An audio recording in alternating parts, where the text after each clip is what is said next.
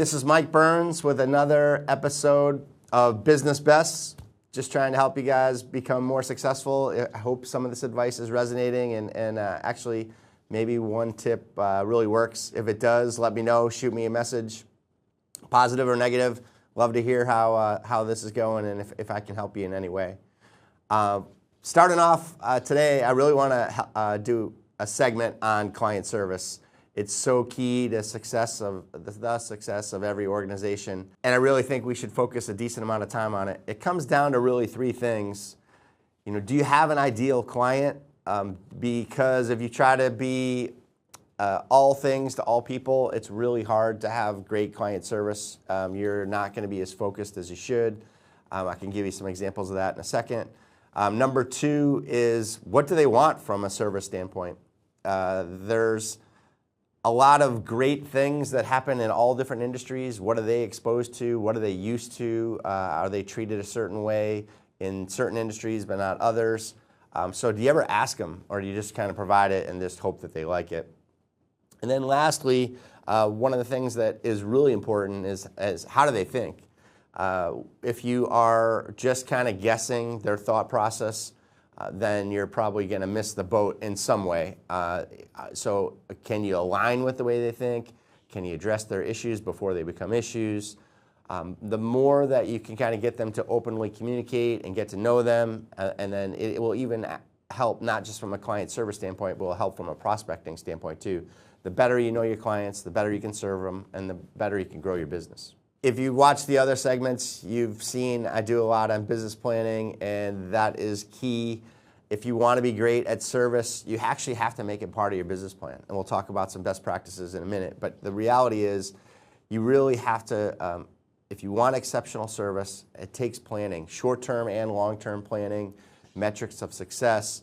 You got to start to figure out how does it go beyond just you. If it's a firm of 10 people, 100 people, whatever it might be, how does that core messaging get through? How is it something that is really the backbone of the organization?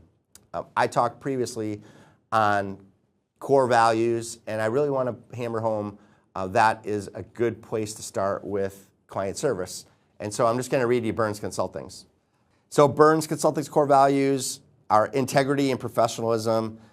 It's really important to be honest, even if the truth hurts, and to build strong trust. Eventually, that's going to lead to long-lasting relationships that they just won't ever leave you if they really trust you. The second one for Byrnes Consulting is education and excellence. Why that's important is every client interaction should be designed to improve performance through sharing knowledge and industry best practices. Really important. The third one is create win-win relationships. If it's one-sided for you or for your client, it's kind of out of sync. It really should be a win-win partnership. The third one for me is just have a friendly approach. If I'm going to do this day in and day out, I want to really have a good time doing it, but I also want my clients to have that same type of experience. So just because it's a work thing doesn't mean you can't involve your personal life and bring those elements out of your clients and get to know them. Find out what they like to do, what's important to them, how they have fun, etc. And then we talked about community involvement, but that's the fifth core value for Byrnes Consulting. If your clients are philanthropic in any way, that's a great way to make a connection. So I don't mean to show these as core values that you should have or anything like that, but I want to point them out as all of those will make a connection with your clients. So if you actually live and breathe your core values, you're going to make a connection. I also talked about your mission statement. If your mission statement is aligned and there's a way that you can actually make a great connection by, one, knowing everyone within your organization knows when you show up to work why you're there. That mission statement will help with that. But it also will keep your clients aligned with you. They're going to be reading that mission statement. In some ways, it's kind of a promise. I know you can get in trouble if you're guaranteeing something, so be careful with that. But that promise is, why am I paying this money to this business? And the mission statement's a great way to get that message across. So ask yourself three questions.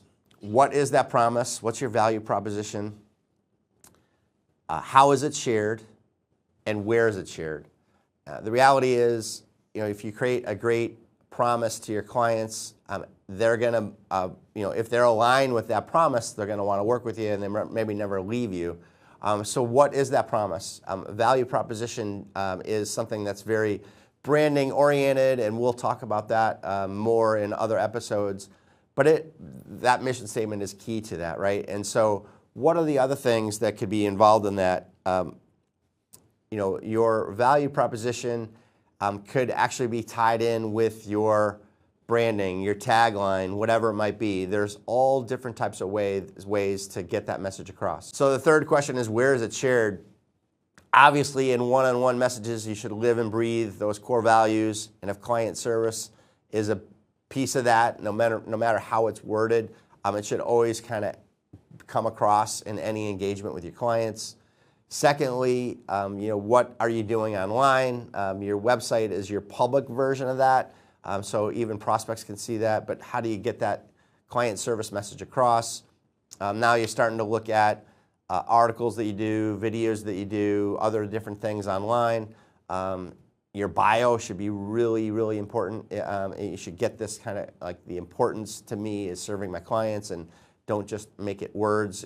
Have it personalized. How can you get that across so it's your own words and your own messaging?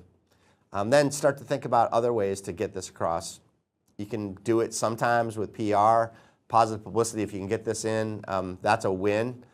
You can also create your own PR in some ways. So you create content that can be shared online, etc. And if you can really make that connection with your clients and show that you care about them more than anyone else in the world, or at least let them feel that way. Maybe your family is more important, but like make them feel like they're your family, right? And care about them more than anyone else. So that's a great way to kind of get started with client service. Previously, I've also talked about a SWOT analysis when it comes to business planning. Do an honest assessment, SWOT's strengths, weaknesses, opportunities, and threats. Actually ask everyone in your organization to do it. Just answer these 4 questions and make sure they get to the client service aspect. They are on the front lines. If you have a big enough firm, you might not be, as a manager and owner, you might not be interacting with your clients all the time. So they can give you all kinds of great feedback. And then another really important part of that is getting the feedback from the clients. I've also done a lot already on client research and why it's so important. If you're not doing that, how can you know that you're great at client service? If you're not living and breathing this stuff, day in and day out, and looking at the numbers and seeing that you're moving forward, or at least always you have a high benchmark and you're always hopefully exceeding it or at least meeting it, how can you know that you're great at client service if it's important to you? Most firms say client service is really important. Unless you're the low-cost provider in an industry, maybe client service isn't the lead. Maybe that's a cost thing and the client service is watered down and it's very scalable. But if you are actually working with wealthy people, more likely than not, client service is a key backbone of what you do. So you have to focus in on it. You have to routinely do an assessment, and you have to plan for it. So that's why the SWOT analysis could be so helpful. I'm not going to get into a whole bunch of information on research because there's other content already provided on that. But I will tell you one thing is you can take someone that is very disgruntled and say, hey, we heard your feedback. One, without even any improvements, just saying that you heard them, you recognize what they've said, it kind of takes a weight off of them, and they actually then kind of, it's still in your camp to fix it, but they will actually have a closer relationship just because you acknowledge that you heard them, and that feedback could be festering in them and it eventually bubbles over, right? And then you maybe lose them as a client. So make sure you let them know that you heard it. Then the best part is you can say, hey, we heard your feedback and we made an improvement. Wow, that can take that person that is so mad and frustrated and again, about to leave you, and it can make them a fan of yours for life. Like they're never going to leave you, right? They're that loyalist. And we also talked about client referrals. If you can have somebody that then becomes a raving fan, so you took that thorn on the other side and you made them happy, wow, what a wonderful way to not just increase your level of client service, but a really, really wonderful way to probably get client referrals and get introduced. That does not happen with client research, and actually just being open to hearing what they say. If you're always kind of a know-it-all type of person, I don't need to research my clients. I know them better than they know themselves. Like that type of mentality is always doomed because there are going to be a lot of changes that are happening, a ton. I've talked about it a lot. AI is going to revolutionize every industry, and there's going to be a lot of other changes that happen. It just is constant change in every industry, right? So how can you take advantage of that? Part of that is always being on the front lines of what your clients are thinking. What are they exposed to in other industries? That's a great thing to learn. You know, a really high-end person, they might go into a car dealership, or they might go into a jewelry store, or they might go on a vacation. They might, if they're really wealthy, they might have a private jet. Whatever that is, and you're serving those same people, you kind of have to know what that client service bar is that they're used to, and then try to match it or exceed it. If you're not trying to figure out what they're used to, how can you compete with that? And it's not just competing in your industry. You're competing with everything else that they're exposed to. When I've done client research and actually focus groups in particular and sat across from clients, it's usually, I do a lot with financial advisors, and these three things bubble up. That the clients stay with the client, with that advisor, or they stay with them, one, because they like them, because they show that they care, and they're trustworthy. Trustworthy is usually number one. So it's not just why they stay, but a lot of times even prospects will say, that's why I picked this person, because I trusted them, or I liked her, or she just cared about me. I could tell she cared about me right off the bat. So if you can get that across in your client service model, that is going to be a home run. Whatever service you provide, you can actually do this type of research yourself and say, why do you stay with me? Why do you stay with this organization? And it's really interesting what they'll say. The more service-oriented you are, the more they'll actually sometimes pick an individual and say, it's, oh, because Sally's so great and I love her, I would never leave her.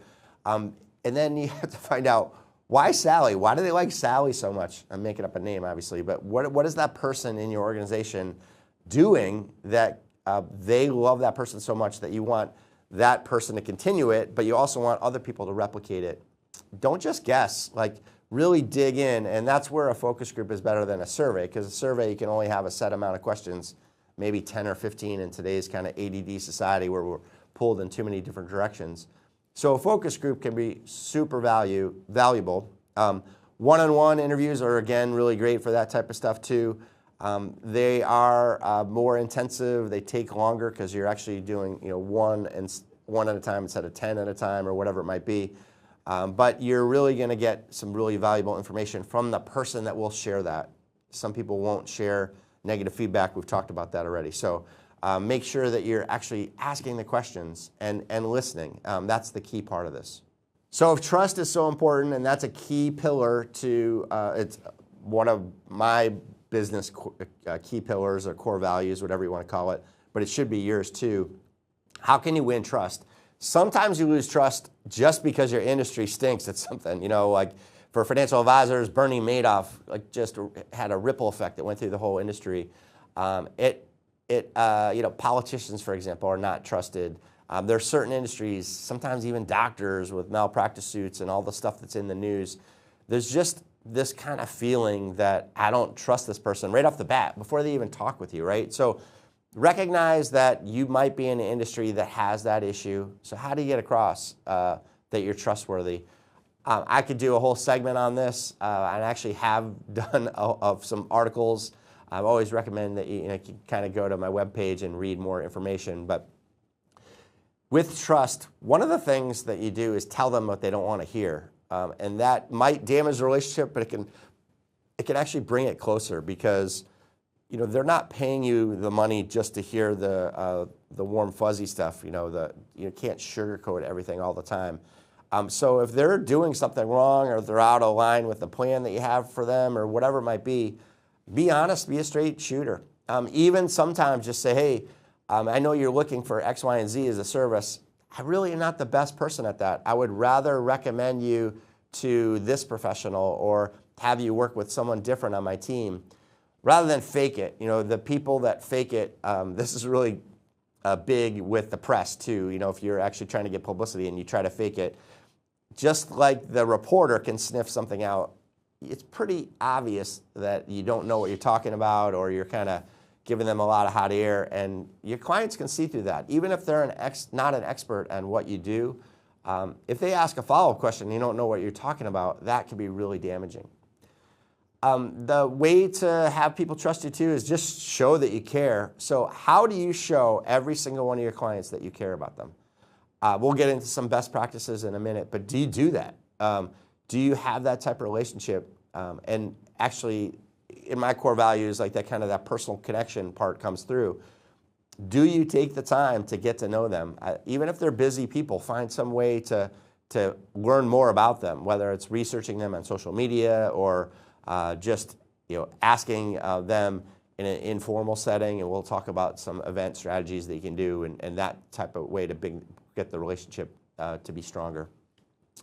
Another way to build trust and have your clients have that personal connection with you is show your own personal side. There are too many people that just want to have it be private. I'm just a professional and I just want this to be a work relationship. They don't do as well when it comes to trust questions, questions about do they care, questions about are they making that personal connection.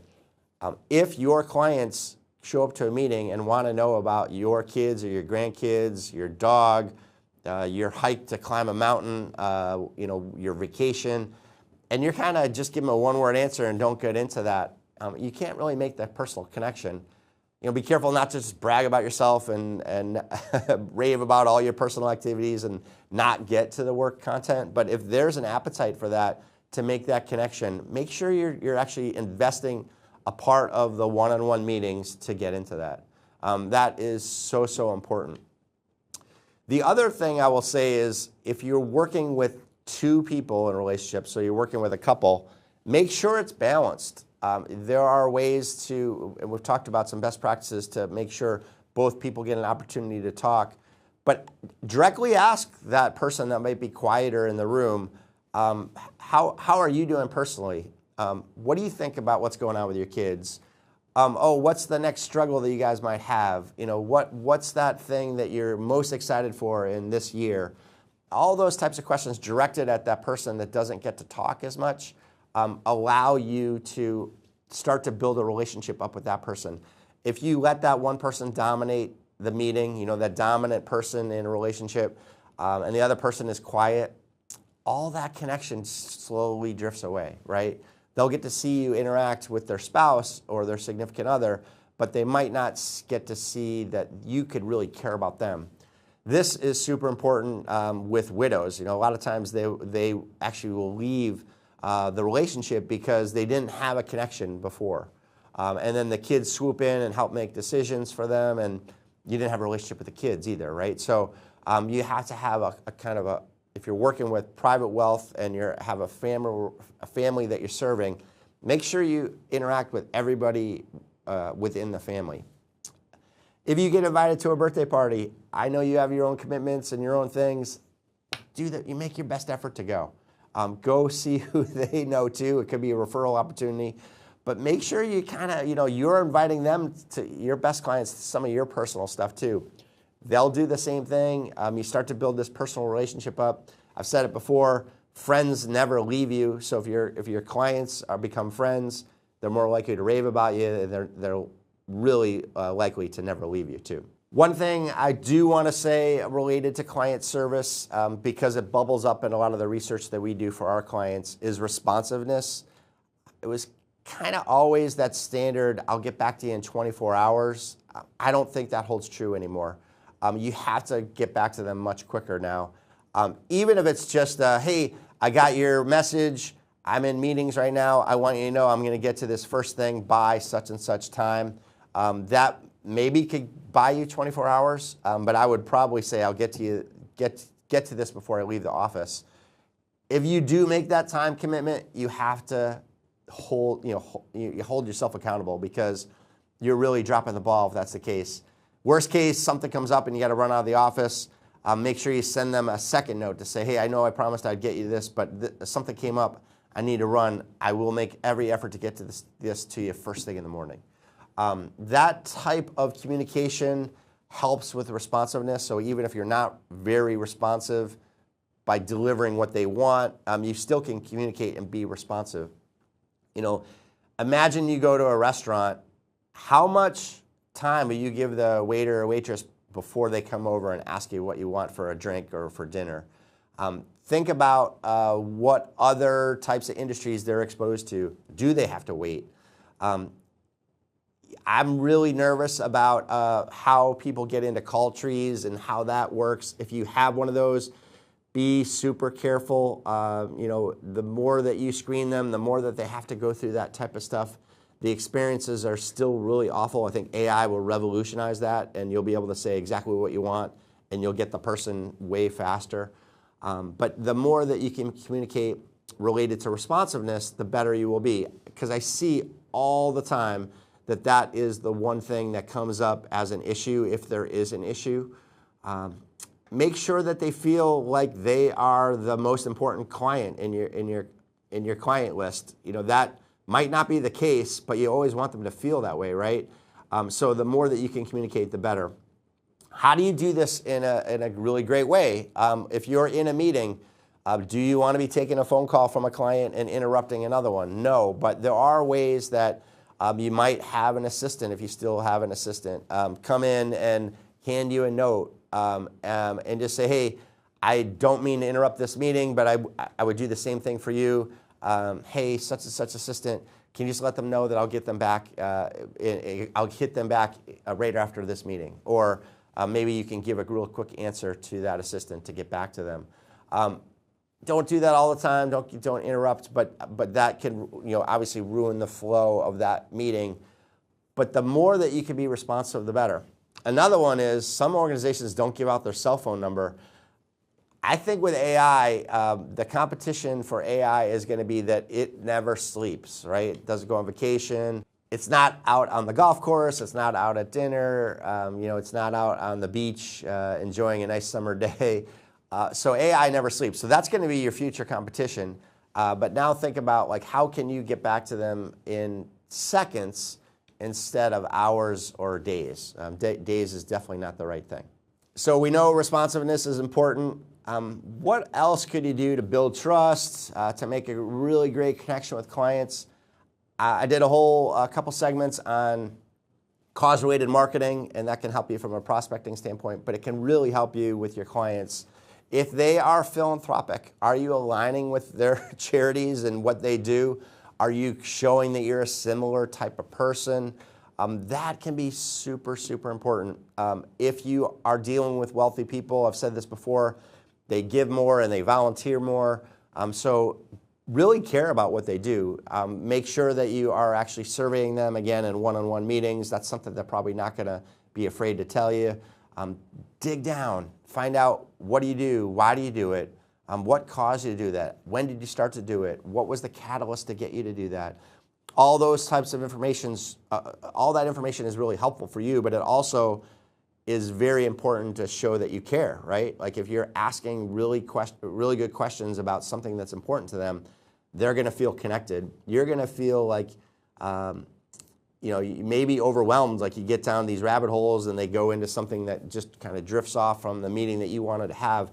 But allow some bandwidth for that. You should actually factor in sometimes if your clients are going to really share something that they're passionate about. That can make a wonderful connection. So I looked really quickly at my website for some articles. I didn't realize I had written so many around client service, but one of them was back in 2011. It still holds true.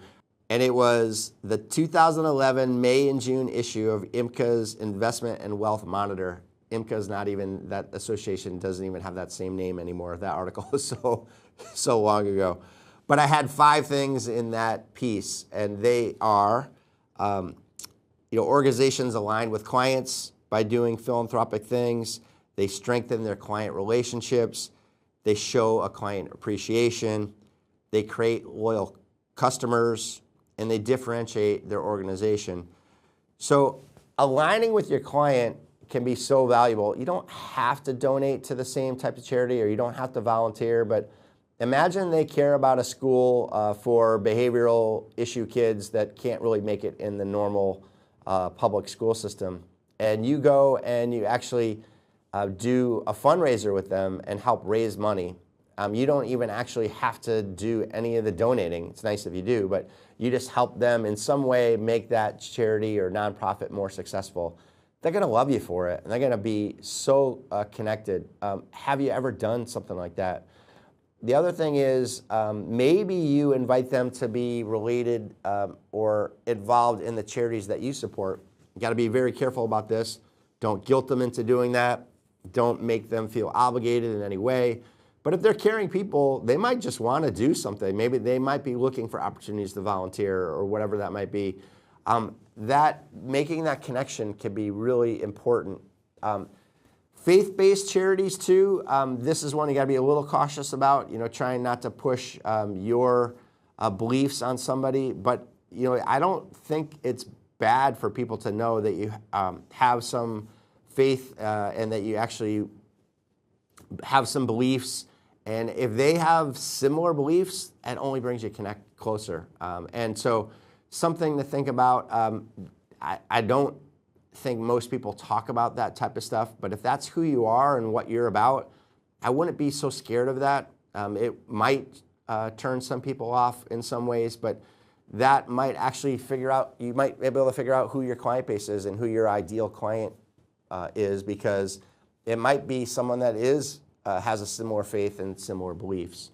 So a really fantastic way to make that, again, that charitable connection. One way that you can do, we'll talk about gifts in a second, but the one way that you can have closer client relationships is to show that you appreciate them and to go to their charity, buy a table or at least buy a seat at a fundraiser, to bid on silent auction items and live auction maybe if you have the money for that.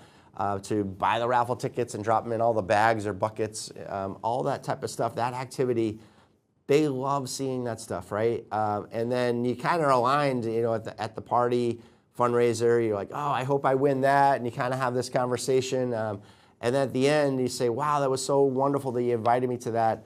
I'm so glad to just know you, that you are such a caring person to care for that charity.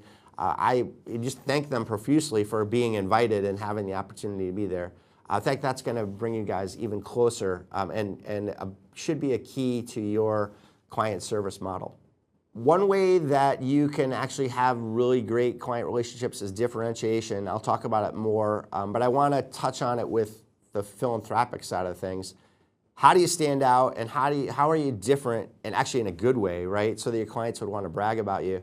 Philanthropy is a key part of that. It's part of my core values, and I have it as part of my business because it's something that I do, and I want to get that across, right? So I'm not saying you have to have that, but if it is something that's important to you, make sure that you kind of get it out without patting your back too much. You don't want to come across as bragging, but you can let it slip like, this is important to me, and oh, by the way, here's a picture of me doing something, and I just want to let you know, all those people that supported this charity that I was trying to raise money for, we raised X amount of dollars, and by the way, that helped buy something for a school, or it was used for some specific case. That can be so powerful. So you can differentiate in a wonderful way if you use philanthropy the right way. This has been another episode of Business Best. I'm Mike Byrnes. I hope that I'm delivering you some valuable information to help increase your business success. Thank you very much.